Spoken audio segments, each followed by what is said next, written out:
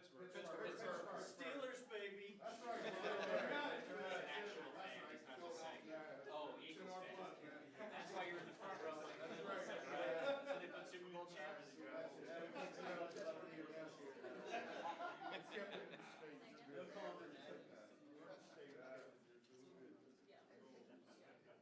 Will you be at the event on Saturday? Pardon me? Will you be at the event on Saturday? Yeah. Yes. Yes. I'm serious. I don't know. What planet are you from, sorry? What planet? Who you directed it to, sir? You. Me, I'm from the Urban Works plant in West Smithwood, PA. Yes, sir, finishing still, U.S. Steel, finishing. I was at the Terry Furnace, Homestead Works, 1979. Is that right? Nice. Couple stone throws away. Pittsburgh, baby. Clerk, Clerk, U.S. Steel Coopers. Claire and Cokeworks, yeah. Okay, we're just humbled to be here. This is.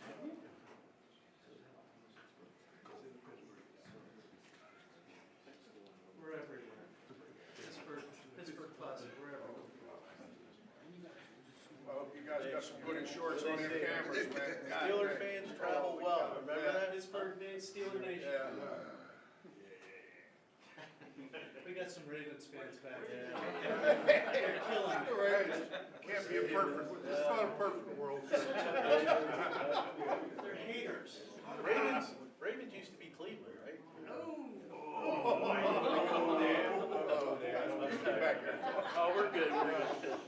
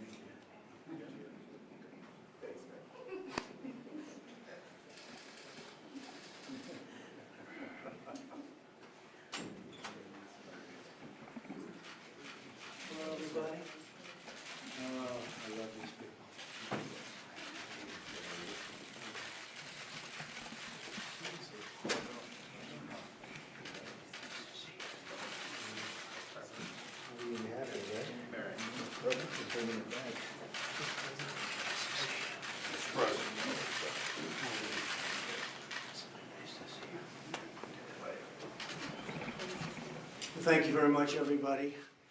I'm honored to be here with our incredible steel and aluminum workers, and you are truly the backbone of America. You know. This is an NBC News special report. Here's Lester Holt. Good day, everyone. We're coming on the air to bring you live coverage of President Trump announcing his intention to go forward with his controversial plan to impose tariffs on steel and aluminum imports. He's about to sign a proclamation to that effect. Let's take you to the Roosevelt Room now live. Secretary Ross, Peter Navarro, Mike Pence, our great vice president. They've worked so hard on getting this going and getting it done, and people are starting to realize how important it is. We have to protect and build our steel and aluminum industries, while at the same time showing great flexibility and cooperation toward those that are really friends of ours, both on a trade basis and a military basis. A strong steel and aluminum industry are vital to our national security, absolutely vital. Steel is steel. You don't have steel, you don't have a country. Our industries have been targeted for years and years, decades in fact, by unfair foreign trade practices leading to the shuttered plants and mills, the laying off of millions of workers, and the decimation of entire communities. And that's going to stop, right? It's going to stop. This is not merely an economic disaster, but it's a security disaster. We want to build our ships, we want to build our planes, we want to build our military equipment with steel, with aluminum from our country. And now we're finally taking action to correct this long overdue problem. It's a travesty. Today, I'm defending America's national security by placing tariffs on foreign imports of steel and aluminum.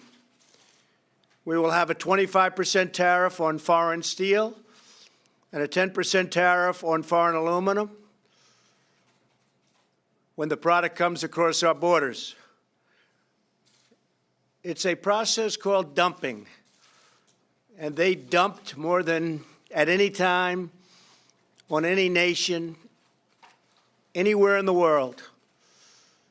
And it drove our plants out of business, it drove our factories out of business. And we want a lot of steel coming into our country, but we want it to be fair, and we want our workers to be protected, and we want, frankly, our companies to be protected. By contrast, we will not place any new tax on product made in the USA. So there's no tax if a product is made in the USA. You don't want to pay tax?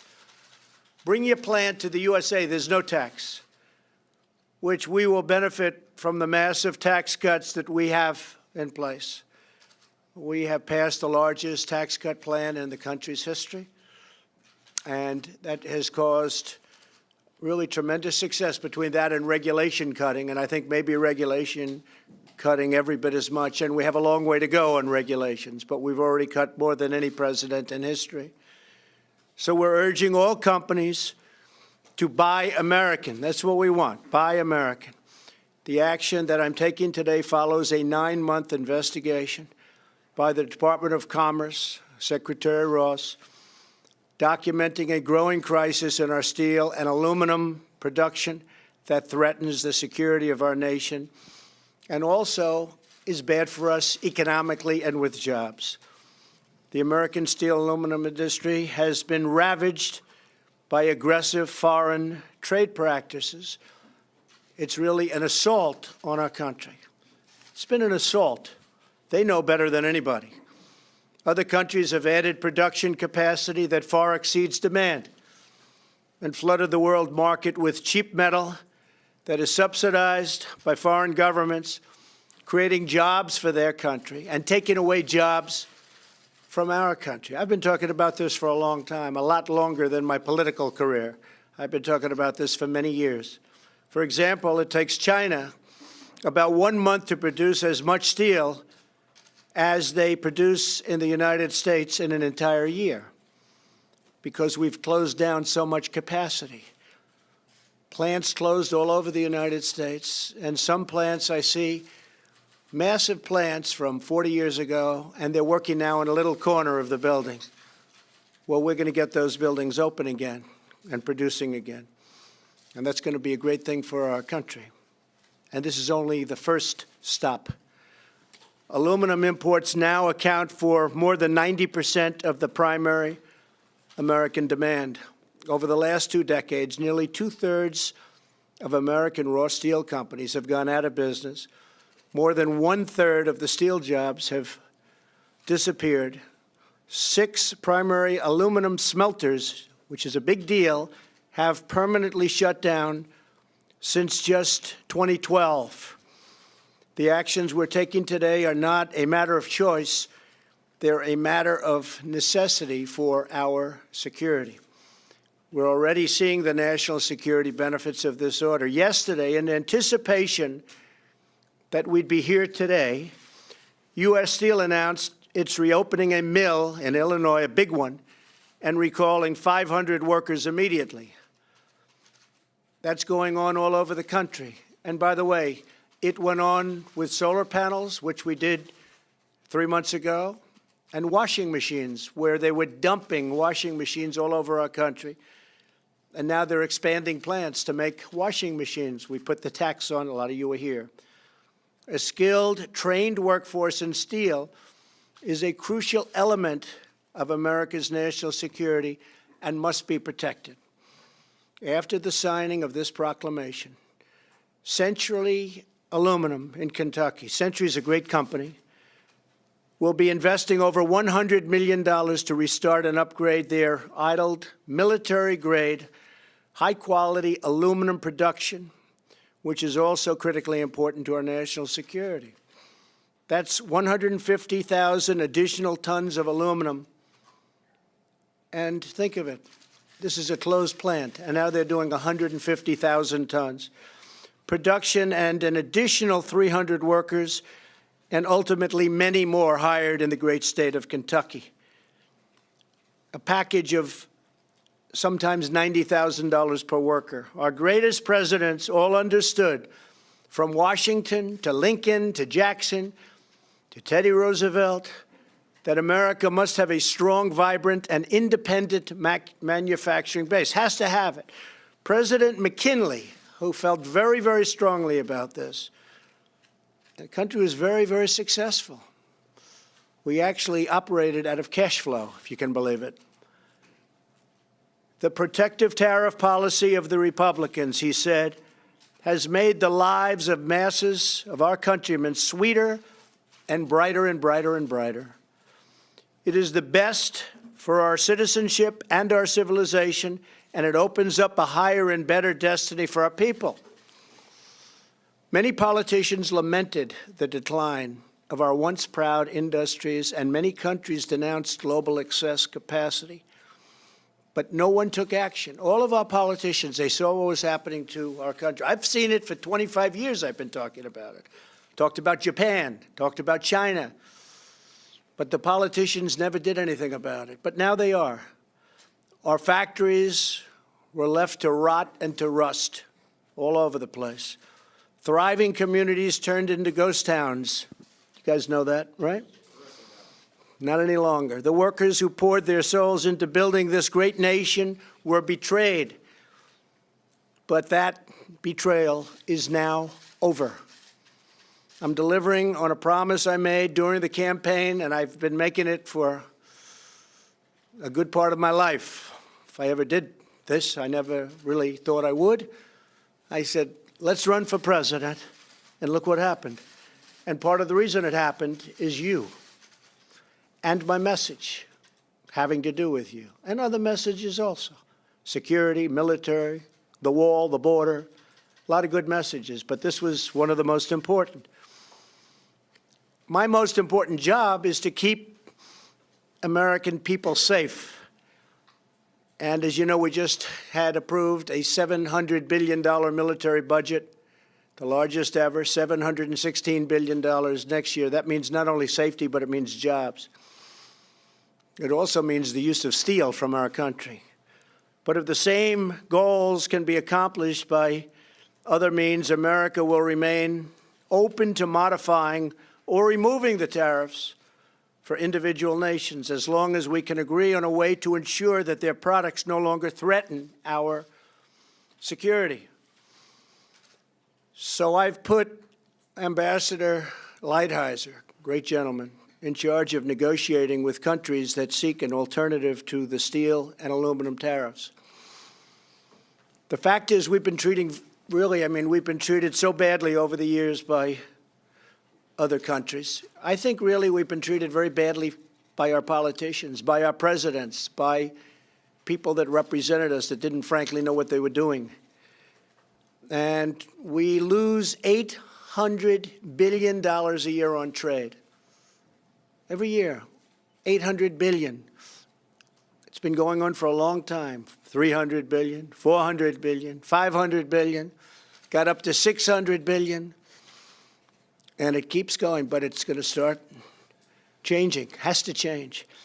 We're negotiating now with China. We're in the midst of a big negotiation. I don't know that anything's going to come of it. They have been very helpful. President Xi, I have great respect for, a lot of respect.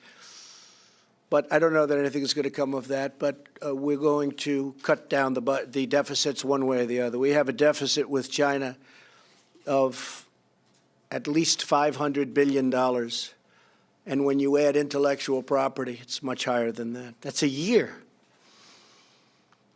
At the same time, due to the unique nature of our relationship with Canada and Mexico, we're negotiating right now NAFTA. And we're going to hold off the tariff on those two countries to see whether or not we're able to make the deal on NAFTA. National security, very important aspect of that deal. And if we're making the deal on NAFTA, this will figure into the deal, and we won't have the tariffs on Canada or Mexico.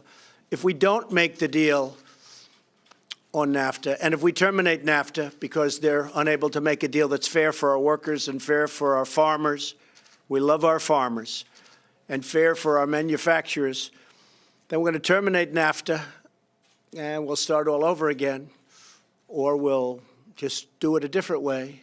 But we'll terminate NAFTA, and that'll be it. But I have a feeling we're going to make a deal on NAFTA. I've been saying it for a long time. We either make a deal or we terminate. And if we do, there won't be any tariffs on Canada, and there won't be any tariffs on Mexico. One other thing, some of the countries that we're dealing with are great partners, great military allies, and we're going to be looking at that very strongly. The tariffs don't go effective for at least another 15 days. And we're going to see who's treating us fairly, who's not treating us fairly. Part of that's going to be military.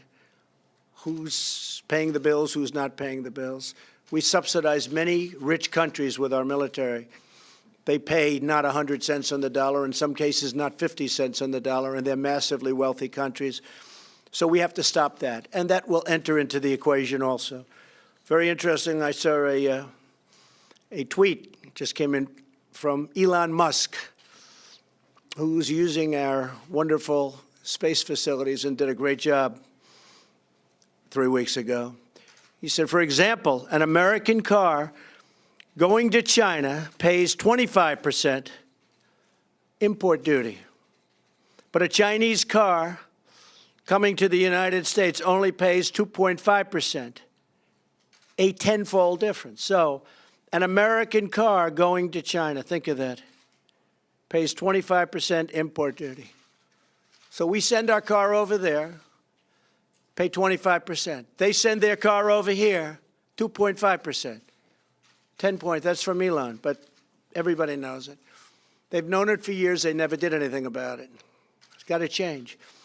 We're going to be doing a reciprocal tax program at some point, so that if China is going to charge us 25%, or if India is going to charge us 75%, and we charge them nothing, if they're at 50, or they're at 75, or they're at 25, we're going to be at those same numbers. It's called reciprocal. It's a mirror tax. So they charge us 50, we charge them 50. Right now, they'll charge us 50, we charge them nothing. Doesn't work. So that's called a reciprocal tax, or mirror tax, and we're going to be doing a lot of that. It's the first year, we've really set the stage. A lot of it had to do with structurally, we had to go through certain procedures in order to get to this point, but now we're at this point. American companies have not been treated fairly. And some American companies, frankly, have taken advantage of it and gone to other countries and developed in Mexico massive automobile plants, taking our jobs away and taking our companies down to Mexico to make the cars. And then they send them right across the border without tax, without anything. So we lose the jobs, they make the cars, they get all the benefits, then they sell the cars back into the United States. So we're changing things, and we're going to have a lot of great relationships. I think companies are going to be very happy in the end. I think that countries are going to be very happy. We're going to show great flexibility. And again, many of the countries that treat us the worst on trade and on military are our allies, as they like to call them. So we just want fairness.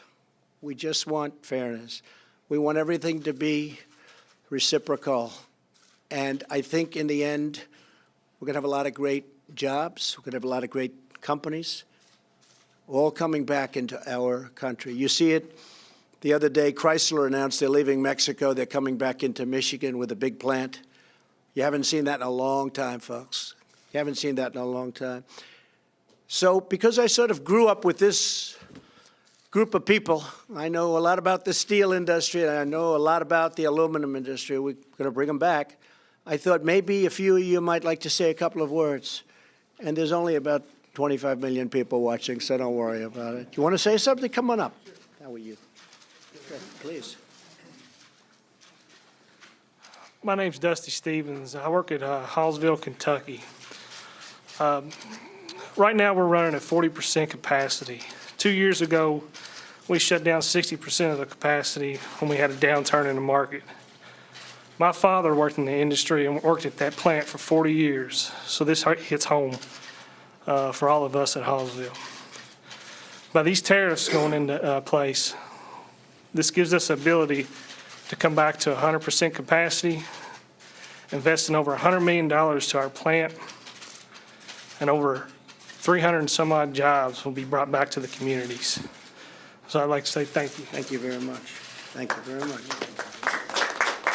President Trump flanked by workers of the steel and aluminum the industry as the president is about to sign a proclamation nearly making official that surprise announcement of last week that he will go forward with a tariffs 25% on imported steel, 10% on imported aluminum. As you know, he's gotten a lot of pushback, even from within his own party, even his own administration, about where this may lead in terms of igniting a trade war. Let's go to our chief White House correspondent, Hallie Jackson. She is in the West Wing briefing room.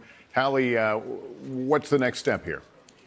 15 days from now, Lester, that's the next step, because that is when these tariffs are expected to go into place. But I'll tell you what, there will likely be a lot of activity and a lot of jockeying over the next roughly 2 weeks until March 23rd, and here's why. You heard one of the most critical pieces of the president's announcement there is that both Canada and Mexico will be exempt from these, frankly, punishing new tariffs for a yet-to-be-determined period of time. So for a little while, basically, Canada and Mexico won't have to pay these tariffs. That is because the United States is in the midst of renegotiating NAFTA. So senior administration officials have told us that the president is looking to use this essentially as leverage, those are my words, not theirs, in those negotiations. So Canada, Mexico, not part of this. The markets are happy about that. That is something that investors had wanted to see. But what about these other allies? Because remember, the criticism of these tariffs had been, and you've heard this line from, for example, Republicans on Capitol Hill, that the president was using a sledgehammer when he should be using a scalpel. Republicans had been calling for something more targeted. The president is leaving open the possibility that other countries could also be exempt, Lester. That's what we'll see in the next 15 days. Hallie Jackson, thanks. The president saying he's defending national security by this decision today, but again noting that there will consider relief for those that are really friends on a trade and military basis. We'll have a lot more. We see you tonight on NBC Nightly News. For now, I'm Lester Holt, NBC News, New York. Good day.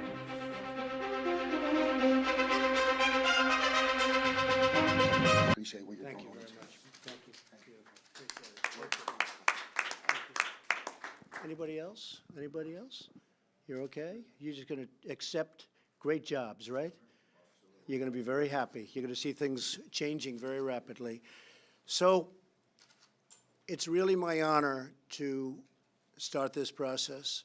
It's going to be a very fair process. It's going to be very fair to other countries, especially those that treat us well.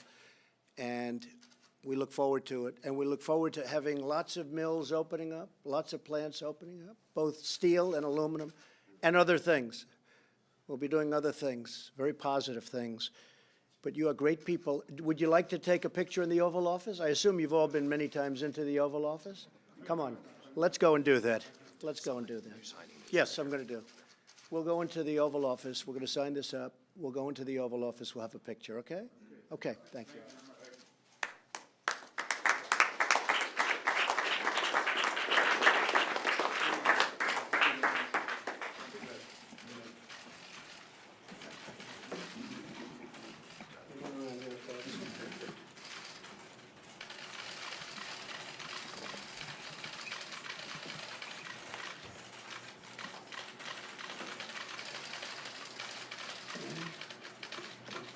Steel.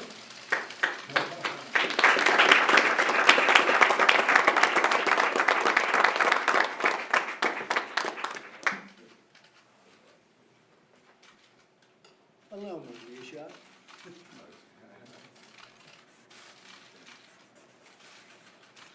About time, right?